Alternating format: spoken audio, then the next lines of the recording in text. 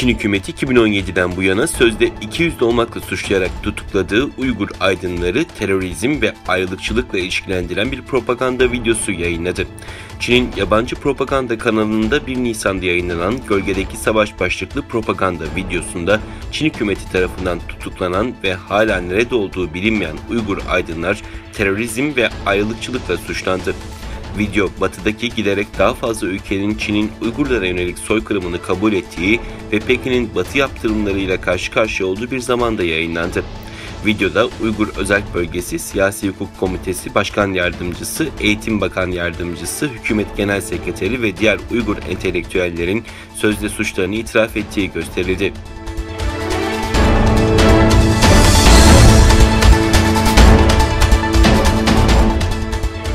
Fransa Dışişleri Bakanı Le Drian, önceki gün Francisco isimli medya servisinde Doğu Türkistan'da Çin'in işlediği insan hakları hakkında bir konuşma gerçekleştirdi. Bakan Le Drian, Uygur Türklerine soykırım meselesi üzerine konuştu. Fransa'nın Çin'in işlediği insan hakları ihlallerini soykırım olarak tanımaya hazır olduğunu açıkladı. Le Drian, soykırım bu terim sorgulanmayı hak ediyor ve bu yargının görevidir. Çinli yetkililerin Uygur Müslüman azınlığına karşı baskı uygulamakla suçlandığı biliniyor. Sincan'da bir soykırım işlenip işlenmediğini bilmek için tartışmaya ve düşünmeye hazırız ifadelerini kullandı. Fransa Dışişleri Bakanı daha önce de Doğu Türkistan'a Birleşmiş Milletler İnsan Hakları heyetinin gitmesi için çağrıda bulunmuştu. ABD ve Kanada'nın ardından Hollanda parlamentosu 25 Şubat 2021 tarihinde Çin'in Doğu Türkistan'da soykırım işlediğini kabul etmek için harekete geçti.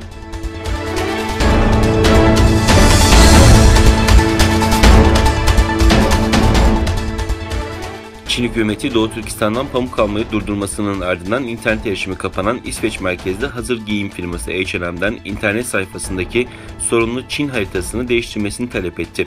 Şangay Valiliğinden Cuma günü yapılan açıklamada kullanıcılardan gelen uyarılar üzerine yapılan talep doğrultusunda H&M'in web sitesinde yer alan sorunlu bir haritayı değiştirmeyi kabul ettiğini duyurdu. H&M yönetimi ise en kısa sürede hatayı düzelttiğini açıkladı.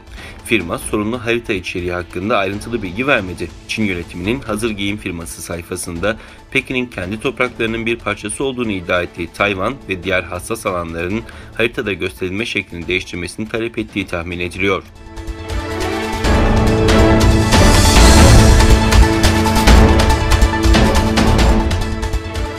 Çin'de bir balıkçı teknesinin batması sonucu 8 kişi hayatını kaybetti. People's Daily gazetesinde yer alan habere göre ülkenin doğusundaki Zhejiang eyaleti kıyılarında 20 kişiyi taşıyan balıkçı teknesi sabah saatlerinde alabora oldu. Arama kurtarma ekipleri teknedeki 8 kişinin cansız bedenine ulaşırken 5 kişi kurtarıldı. Kalan 7 kişiyi arama çalışmaları ise sürdürülüyor. Diğer yandan Çin basınındaki haberlere göre Jiangsu eyaletindeki Şangay-Haikou otoyolunda sabah saatlerinde bir yolcu otobüsü karşıdan gelen bir kamyonla çarpıştı. Kazada 11 kişinin hayatını kaybettiği ve çok sayıda yaralının olduğu belirtildi.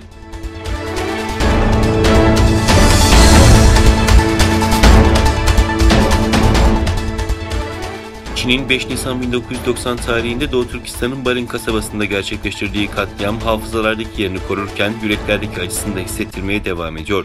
İşgalci Çin ordusu 5 Nisan 1990 yılının Ramazan ayında Doğu Türkistan'ın Kaşgar vilayetine bağlı Aktu ilçesi Barın kasabasında büyük bir soykırıma imza atmıştı. Barın olayları 1990 yılında Ramazan ayının 17'sine denk gelen 5 Nisan günü Kaşgar vilayetine bağlı Barın kasabasında Uygur halkının Çin'in imha politikasından kurtulan bir camiyi kendi imkanlarıyla tamir etmek istemelerinin Çinli yetkililer tarafından engellenmek istemeleri üzerine başlamıştı.